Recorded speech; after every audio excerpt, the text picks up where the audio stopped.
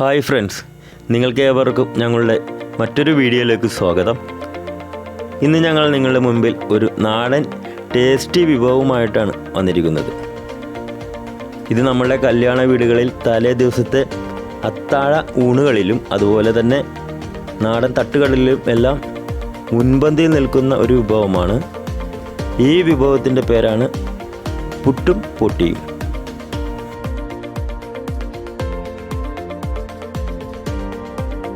നമുക്കിനി നമ്മളുടെ ഈ വിഭവം പാകം ചെയ്യുന്നതിനുള്ള ചേരുവകൾ എന്തെല്ലാമാണെന്ന് നോക്കാം. പോട്ടി 2 കിലോ.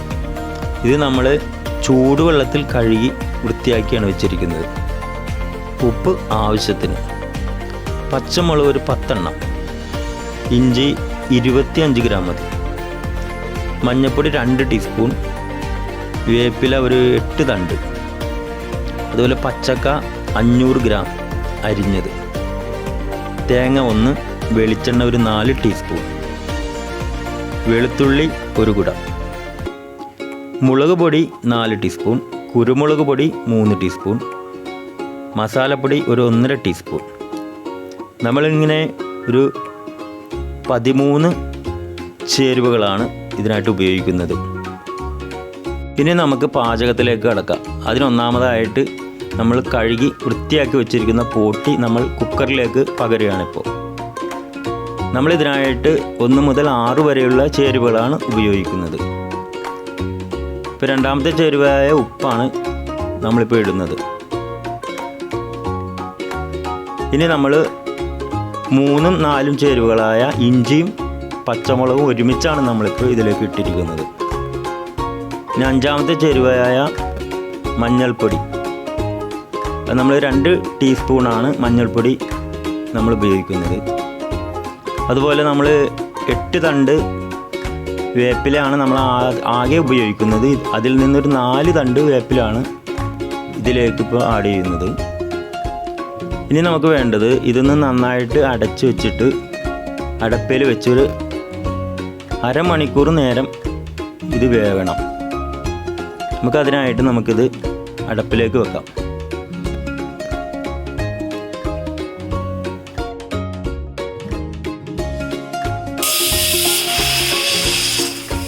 ഇപ്പോൾ നമ്മൾ നേരത്തെ പറഞ്ഞ പോലെ അരമണിക്കൂറായി നമ്മൾ കുക്കർ തുറന്നിരിക്കുകയാണ്.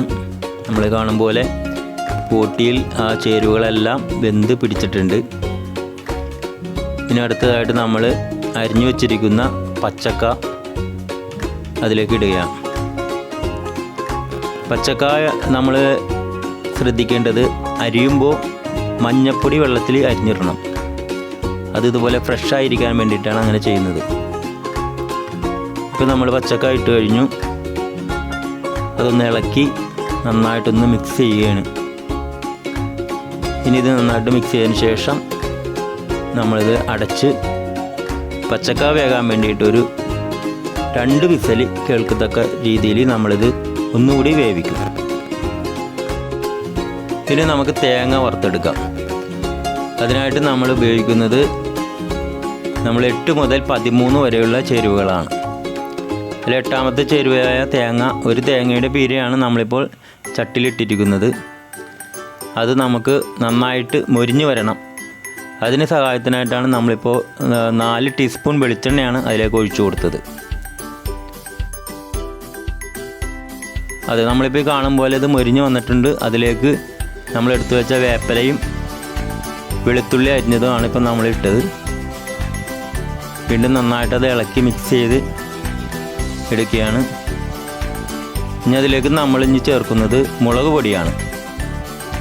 അത് മുളക് പൊടി 2 ടീസ്പൂൺ മുളക് പൊടിയാണ് നമ്മൾ ചേർക്കുന്നത്. പിന്നെ അതിന് ശേഷം നമ്മൾ ചേർക്കുന്നത് കുരുമുളക് പൊടിയാണ്. കുരുമുളക് പൊടി 3 ടീസ്പൂണാണ്. അതിപ്പോൾ നമ്മൾ 3 ടീസ്പൂൺ കുരുമുളക് പൊടി ചേർത്ത് കഴിഞ്ഞു. ഇനി നമ്മൾ ചേർക്കുന്നത് മസാലപ്പൊടിയാണ്.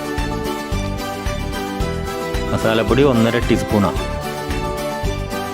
അതെ, മസാലപ്പൊടിയും ചേർത്ത് കഴിഞ്ഞു. വീണ്ടും നമ്മൾ നന്നായിട്ടത് ഇളക്കി മിക്സ് ചെയ്ത് എല്ലാ ചേരുവകളും കൂടി ചേർത്ത് ഒന്ന് മൂപ്പിച്ചെടുക്കുക. ഇനി നമ്മൾ ഇഞ്ഞത് ഒന്ന് മിക്സിയിൽ അടിച്ചെടുക്കും. അത് നമ്മളിപ്പോൾ ഇത് മിക്സിയിൽ അടിക്കാൻ വേണ്ടി മിക്സിയിലേക്ക് നമ്മളിത് മാറ്റുക. നമ്മൾ മിക്സിയിൽ നന്നായിട്ട് ഇത് അടിച്ചെടുക്കണം.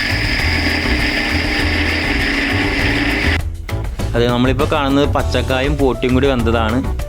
അത് നമ്മൾ മറ്റൊരു ഉരുളിയിലേക്ക് നമ്മൾ മാറ്റുകയാണ്.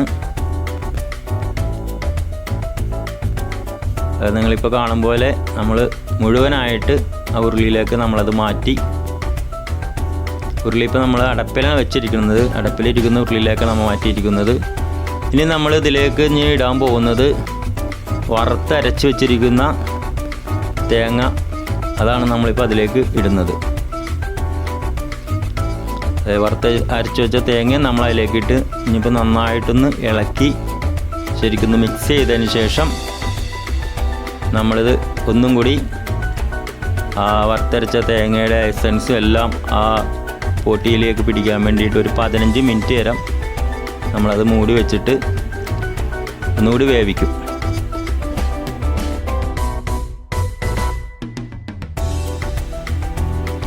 അതെ, ഇപ്പോൾ 15 മിനിറ്റ് കഴിഞ്ഞിരിക്കുകയാണ്. നമ്മുടെ പോട്ടിക്കറി റെഡിയായി കഴിഞ്ഞു. നിങ്ങൾ കാണുന്നുണ്ടല്ലോ, നല്ല ആവി വരുന്നുണ്ട്, നല്ല സ്മെല്ലുണ്ട്. ഇപ്പോൾ നമുക്ക് ഏറ്റവും പ്രിയങ്കരമായ പോട്ടിക്കറി ഇതാ റെഡിയായി കഴിഞ്ഞു.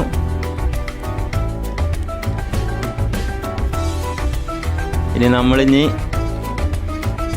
ഇതൊരു ബൗളിലേക്ക് ഇപ്പോൾ നമ്മൾ മാറ്റുകയാണ്.